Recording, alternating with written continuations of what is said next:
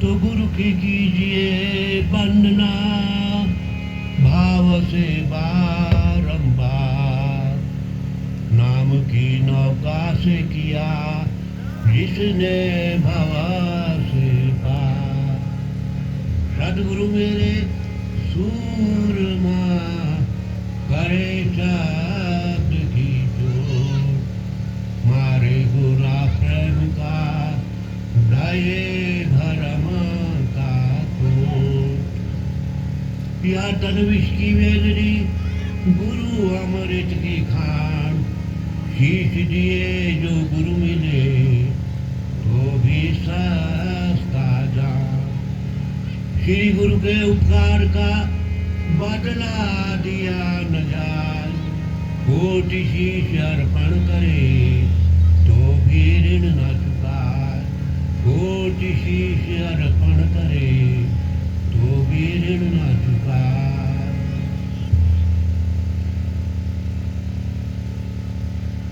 प्रेम से बोली श्री महामानव अनुसार श्री ब्रह्मदेव महाराज की जय।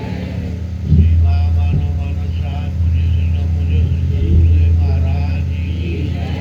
श्रीमती महामानुषाद शक्ति जगजननी मां मुक्ते देवी सत्य चेतनानंद घनाथ देव की संत समाज की सनातन धर्म की। भाई बहनों, कुछ कहने से पहले सर्वप्रथम परम आराध्य देव श्री महामानव मानवसाद श्री परम गुरुदेव महाराज जी, श्रीमती महामानुषा आदिशक्ति जगतजननी मां मुक्तेश्वर जी के परम पावन पवित्र श्री कमल रूपी कोमल चरणों में हमारा असंख्य असंख्य नतमस्तक साष्टांग दंडवत प्रणाम कोटि कोटि शत शत नमन। भाई बहनों, आपकी सेवा में हमने दोहा बोला, गुरु की कीजिए वंदना भाव से बारंबार। नाम की नौका से किया जिसने भव से पार। सीधा सीधा अर्थ है इसका कि श्री गुरु महाराज जी की विनती प्रार्थना क्या श्रद्धा प्रेम पूर्वक भाव से करना चाहिए। और वे हम पर दया करते हैं, कृपा करते हैं अकारणी। क्या वो नाम रूपी नौका पर हमको बैठा देते हैं और हमारा कल्याण कर देते हैं। तो दूसरा, सतगुरु मेरे सूरमा करे शब्द की चोट। मारे गोला प्रेम का ढहे भरम का कोट। श्री गुरु ऐसे सूरमा है कि जो वो नाम रूपी शब्द की चोट कर देते हैं, जिससे साधक साधिका का क्या समस्त क्लेश पाप विकार जितने भी है वो सब नष्ट हो जाते हैं। और फिर क्या है कि जब वो सब नष्ट हो गए तो हमारा आत्म कल्याण निश्चित है। तो भाई बहनों, फिर अगला दोहा हमने कहा क्या, गुरु को कीजिए दंडवत कोटि कोटि प्रणाम। दूसरा दोहा हमारे द्वारा कहा गया, यह तन विष की वेदनी गुरु अमृत की खान। शीश दिए जो गुरु मिले तो भी सस्ता जा। कि ये तन क्या है, विषय विकार रोगों का घर है। और फिर क्या है, हर प्रकार की बुराइयां इसमें है। और श्री गुरु क्या है, अमृत की खान है। यदि सिर देने पर भी मिल जाए ऐसे महापुरुष, ऐसे पूर्ण पुरुष, तो समझो कि हमको सस्ते ही मिल गए। और है ही बात हकीकत है। श्री गुरु के उपकार का बदला दिया न जाए, कोटि शीश अर्पण करे तो भी ऋण न चुकाए। वेद शास्त्र कहते हैं, वेद शास्त्रों की मान्यता है कि माता पिता के ऋण से ऋण नहीं हो सकते हैं, लेकिन आराध्य देव, आराध्य माँ की कृपा से हमने ये अनुभव किया है कि जिस पर गुरु कृपा हो जाती है उसका सारा कुल वंश सब तर जाता है। तो कहने का तात्पर्य हमारा है कि ऐसे महापुरुषों का ऋण हम कभी चुका सकते हैं? एक जन्म तो क्या, करोड़ करोड़ जन्म तक नहीं चुका सकते। भाई बहनों, कहा है सब धरती कागज करूं, लेखनी सब बन राय, सात समुद्र की मसी करूं, श्री गुरु गुण लिखा न जाए। कि पूरे संसार और जितने भी पेड़ पौधे और तृण आदि भी है उनके कलम बना लो और सात समुद्र की स्याही बना लो तो भी श्री गुरु के उपकार नहीं लिख सकते हैं, उनके गुण नहीं लिख सकते हैं। उनकी महिमा तो अनंत है, अपार है। वे अपने आप में त्रिकाल दृष्टा थे। वो तीनों का भूत, भविष्य और वर्तमान। भूत मैंने बीत गया जो, और वर्तमान है सामने, भविष्य जो आने वाला। तो इन तीनों कालों की वो जानते थे, परंतु इससे आगे हम नहीं बोलेंगे। समय अपने आप बुलवाएगा, जिससे भी बुलवाएगा बुलवाएंगे जरूर। तो कहते हैं, रामायण में लिखा है, बड़े भाग मानुष तन पावा, सुर दुर्लभ सद ग्रंथ गावा। बड़े भाग्य से ये मनुष्य तन मिलता है, बड़े भाग्य से ये मनुष्य तन मिलता है। सुर मैंने देवता, देवता कौन? ये नहीं जो हम न चाहते हैं, ये देवता नहीं। जैसे सूर्य है, चंद्रमा है, तारे है, ये सब क्या है? देव योनि, भोग योनि है। भोगी भोग सकते हैं। और दूसरे नंबर में प्रकाश योनि है, ये प्रकाश ही दे सकते हैं और कुछ नहीं कर सकते।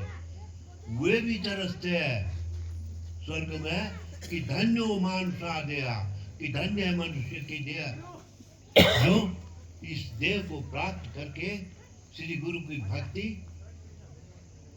श्री गुरु की सेवा और श्री गुरु चरणों में समर्पित होकर के सच्चे मन से, सच्ची श्रद्धा से और निस्वार्थ भाव से उनके श्री चरणों की सेवा करते हैं। इसलिए वो भी कहते हैं, धन्यो मानुषा देहा, कि धन्य मनुष्य की देह जो उस आत्मा राम का भजन करते हैं, ध्यान करते हैं, सुमरन करते हैं और अपना ये लोग परलोक संभाल लेते हैं। फिर अगली चौपाई के माध्यम से क्या कहा है? साधन धाम मोक्ष कर द्वारा, पाई न जय परलोक संवारा। ये क्या है? साधन का धाम है, एक संसाधन जिनमें हम फंसे व्यस्त होते हैं। आप लोग बुरा ना मानिएगा, हम थोड़ी देर के लिए आप लोगों को ये सेवा के लिए कहते हैं, तो कहते हैं हमारा तो ये काम था, ये काम था, कई वो लगा देते हैं बहानाबाजी। तो चलो कोई बात नहीं भाई, हमारा कुछ नहीं बिगड़ रहा, आपका अपना बिगड़ रहा है। सेवा धर्म सबसे पहला धर्म है। सेवा ही नहीं करोगे तो मेवा कहाँ से मिलेगा? बोलो, उत्तर दो। तो कहने का तात्पर्य हमारा क्या है कि रामायण में जो लिखा है ये साधन का धाम है। कौन सा साधन? आत्मा का साधन। हम गाते हैं ना, आत्मा है आत्मा, आत्मा से अन्य कुछ नहीं है। तो जब आत्मा से अन्य कुछ है नहीं, तो ये सब क्या है? आत्मस्वरूप है। जितने भी है संसार में वो आत्मस्वरूप है। आत्मा ही हमारा स्वरूप है और आत्मा ही हम तो अपने को देह मान बैठे है और इसी को सब कुछ मान बैठे, परंतु ये पता नहीं कि इस देह को चलाने वाला इसके अंदर कौन बैठा है। ये आंखें किसकी कृपा से देख रही है, ये कान किसकी कृपा से सुन रहे हैं, ये नाक श्वास किसकी कृपा से ले रहे हैं, और ये वाणी कहाँ से आ रही है, ये हाथ कर्म कर रहे हैं तो किसकी कृपा से, पांव चल फिर रहे हैं किसकी कृपा से। ये सब कुछ हम भूल गए। तो कहने का तात्पर्य हमारा क्या है कि जैसे लिखा साधन धाम मोक्ष का द्वारा पाई न जे पर लोक संवारा। ये मोक्ष रूपी भवन, इसका चाबी यहाँ ताला लगा हुआ और उसकी चाबी किसके पास है? परमाराध्य श्री सतगुरुदेव महाराज जी के पास है। जब वो कृपा करेंगे, ताला खोल देंगे, अंतर्मुख करा देंगे, तो कहते हैं विधि युक्ति क्रिया सहित बता देते हैं किस प्रकार से ध्यान करना, इस प्रकार से सुमरन करना, इस प्रकार से सत्संग करना और इस प्रकार से सेवा भी करना है। तो भाई बहनों, इसी के द्वारा ये धाम बन सकता है। अन्यथा कोई लोग कहते हैं अरे खाओ पियो मौज करो, आगे किसने देखो। अरे आगे तो भैया देखोगे नहीं देखोगे, परंतु अभी जो देख रहे हैं ये किसकी कृपा से देख रहे हैं। तो जो अभी दिखा रहा वो तब भी रहेगा, जब कहते तुम तर्क देते हैं वो तब भी रहेगा कि नहीं रहेगा? बोलो, उत्तर दो। हाँ सभी भाई, यदि हम गलत कह रहे तो आप लोग कहो कि महात्मा जी आप गलत कह रहे। हाँ तो देखने वाला तो तब भी रहेगा। हाँ अरे खाने पीने के दिन तो बहुत थे, बहुत चले गए। हाँ और कितने हमने कंधे पर लाद करके ले गए खाने पीने वाले लोग, तो क्या मिला उनको? मिला कुछ? तो कहने का तात्पर्य हमारा है कि जो लिखा है साधन धाम मोक्ष द्वारा पाई न जे परलोक, वो अपना ये लोग भी संवार देता और दूसरी यात्रा में जाता है उस लोग को भी सुधार देता है, संवार लेता है।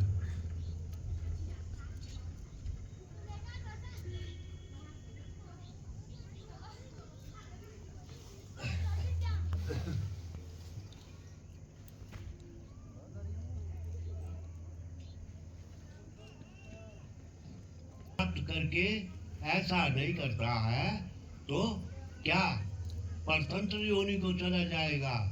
जैसे गाय भैंस घोड़ा खच्चर और गधा इत्यादि वो परतंत्र योनि है, ये स्वतंत्र योनि है। उनको कहो तुम भगवान का भजन करो, वो क्या जाने। मानव को कहो तो एक दिन जरूर उसका विवेक जागेगा। क्यों? वो सत्संग के द्वारा जागता है भाई बहनों। बिनु सत्संग विवेक न होई, राम कृपा न सुलभ न सोई। बिना सत्संग के जीव का विवेक नहीं जागता है।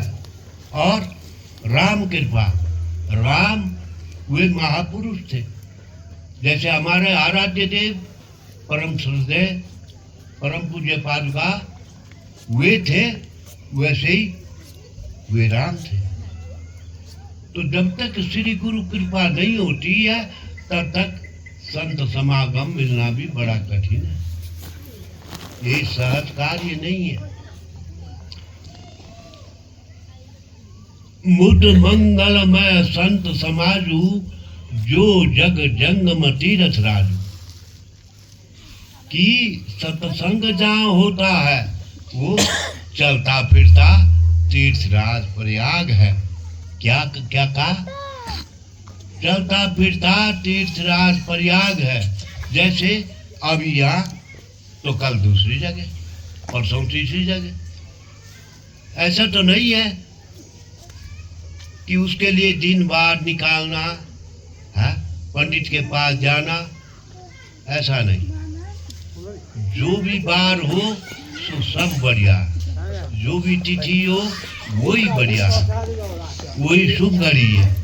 तो कहने का तात्पर्य हमारा क्या है कि जब तक हम सत्संग नहीं करेंगे तब तक हमारा विवेक भी नहीं जागेगा। फिर आगे क्या कहा है? राम भक्ति जहाँ सुर सरिधारा, सरसई ब्रह्म विचार प्रचार प्रसारा। क्या कहा कि वो सत्संग रूपी प्रयागराज में क्या कि जो भक्ति के बारे में कहा जाता है, प्रचार प्रसार किया जाता है, वो क्या है? गंगा जी वहाँ पर बैठी है। और जो प्रचार प्रसार किया जाता है, ब्रह्म कहो गुरु कहो, बात एक ही है। तो जो प्रचार प्रसार किया जाता है वो वहाँ पर सरस्वती जी बैठी है। नंबर 2। नंबर 3 रह गया कलिमल। कलिमल